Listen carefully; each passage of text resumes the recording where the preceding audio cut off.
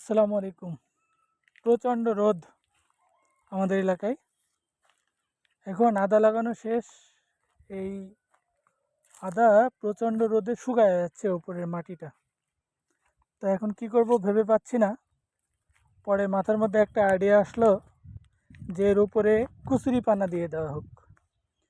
এই যে দেখছেন, প্রত্যেকটা বস্তায় কুচুরি পানা দিয়ে দিয়েছি, যাতে করে উপরের রসটা সূর্যের তাপে শুকিয়ে না যায় এবং আমার আদাটা যাতে ভালো হয়।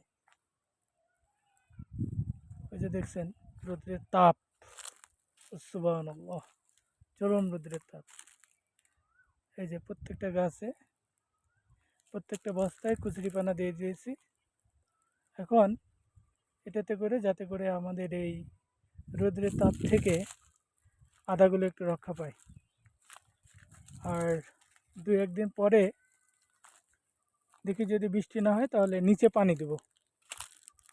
আবার অনেকে প্রশ্ন করছেন আমাকে যে নিচে পলিথিন কেন। আসলে এটা আম বাগান ছিল, এই আম বাগানে প্রচুর পরিমাণ আগাছা ছিল। মানে আগাছাগুলো তো আসলে দমন করতে হবে। তো কিভাবে দমন করব, এর বিকল্প হিসেবে আমি পলিথিন পেড়ে দিয়েছি। আপনারাও পলিথিন পেড়ে দিতে পারেন যদি আগাছা থাকে, যাতে করে বস্তার কোনো ক্ষতি না হয়, আগাছাগুলো যাতে ক্ষতি না হয়, এই কারণে আর কি। তো আগাছাগুলো মরবে, পাশাপাশি আমার বাগানটাও ঠিক থাকবে। ছায়া রৌদ্র উভয়ই আছে। ওই পাশে চরম রৌদ্র, আবার এই পাশে ছামা। অর্থাৎ সকালবেলা এদিক ছামা থাকে, ওদিক এদিক রোদ থাকে, এদিক ছামা থাকে। এখন ওদিক রোদ, এদিক আবার ছামা।